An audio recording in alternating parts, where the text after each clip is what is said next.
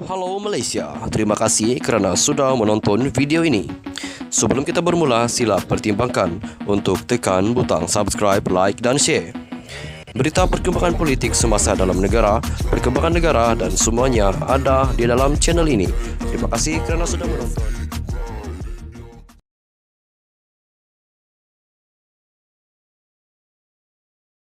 Hai, hello, salam sejahtera kepada seluruh rakyat Malaysia. Selamat malam tuan-tuan dan puan-puan yang saya amat kasih sekalian. Ada satu berita yang amat menggemparkan Najib dan juga Rosma, di mana ia mengatakan Mahkamah arah kerajaan bayar RM5 juta ringgit kepada keluarga Al-Tantuya. Berita ini dipetik daripada Malaysia Kini.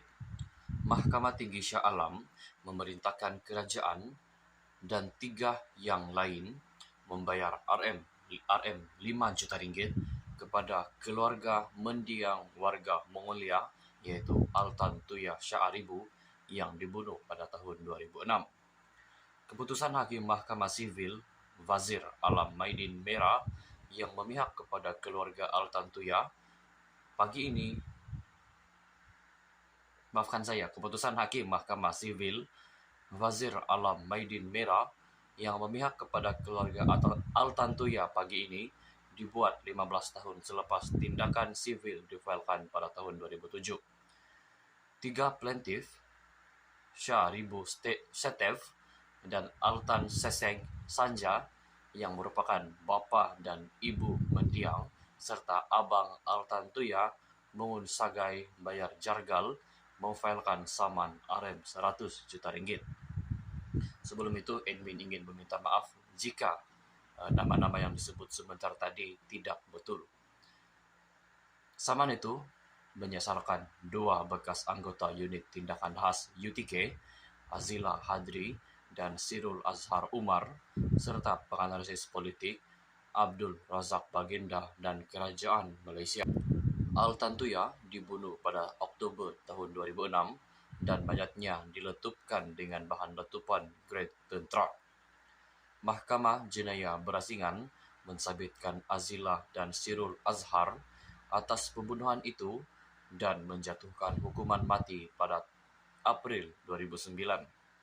Bagaimanapun, Mahkamah Jenayah membebaskan Razak daripada tuduhan bersubahat dengan pembunuhan itu tanpa dipanggil pembelaannya pada Oktober tahun 2008.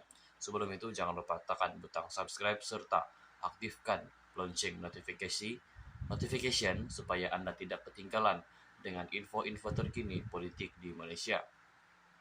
Semasa prosiding yang dijalankan dalam talian hari ini, Wazir memerintahkan 4 defendant turut membayar faedah tahunan sebanyak 5% bagi pampasan RM5 juta ringgit serta setiap defendant membayar kos RM25,000 kepada keluarga.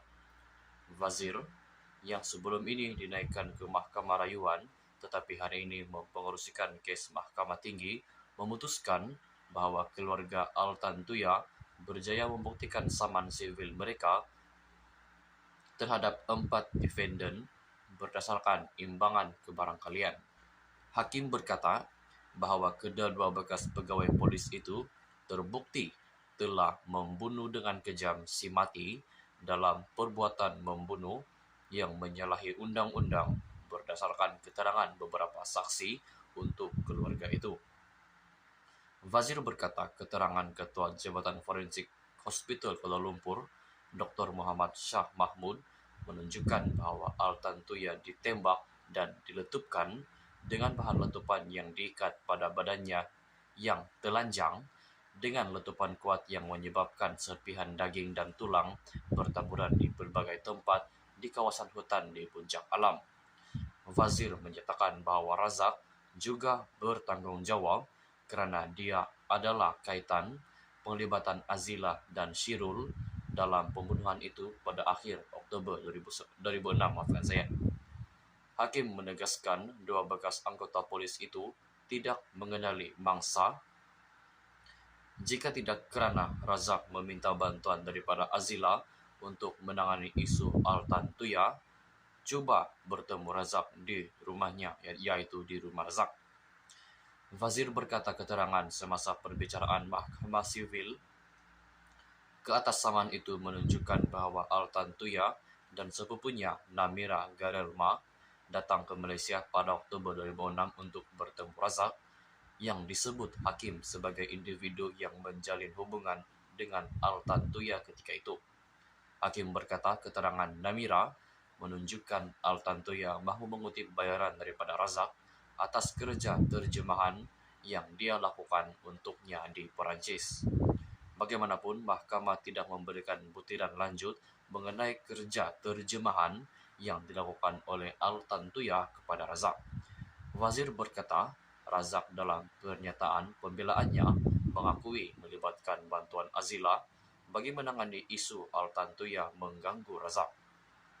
Defendant pertama dan kedua, Azila dan Sirul, tidak mengenali si mati sebelum tarikh 19 Oktober 2006 ketika dua bekas polis itu bertemu Altan Tuya di luar rumah Razak dan mengiringinya pergi.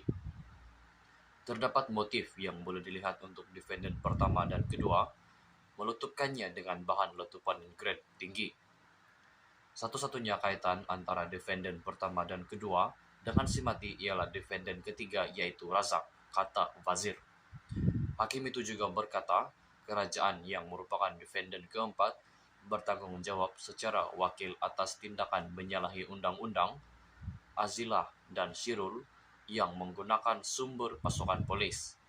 Peguam Sangit Kaur Dio mewakili keluarga manakala Azila dan Sirul tidak diwakili. Peguam Manjit Singh Dillon bertindak bagi Razak manakala Peguam Kerana Persekutuan Zeti Zurina Kamarudin mewakili kerajaan. Azila kini dipenjara sementara menunggu hukuman mati di Malaysia. Sirul bagaimanapun telah melarikan diri ke Australia sebelum Mahkamah Tertinggi Malaysia mengekalkan sambitan dan hukuman mati kedua-duanya pada tahun 2015. Mahkamah Persekutuan telah membatalkan keputusan Mahkamah Rayuan sebelum ini yang membatalkan keputusan bersalah kedua-dua lelaki itu. Sirul telah terbang ke Australia selepas keputusan Mahkamah Rayuan dan semasa pihak pendakwaan merayu kepada Mahkamah Tertinggi. Sirul kini berada di bawah jagaan pihak berkuasa Australia yang mempunyai dasar untuk tidak menghantar pulang sesiapa yang menghadapi hukuman mati di negara asal. Sekian saja perkongsian berita untuk hari ini. Sekali lagi, jangan lupa untuk tekan butang subscribe, aktifkan juga lonceng notification supaya Anda tidak ketinggalan dengan info-info terkini politik di Malaysia. Sekian saja berita untuk hari ini. Jumpa lagi di video yang seterusnya. Stay safe, stay healthy. Bye-bye.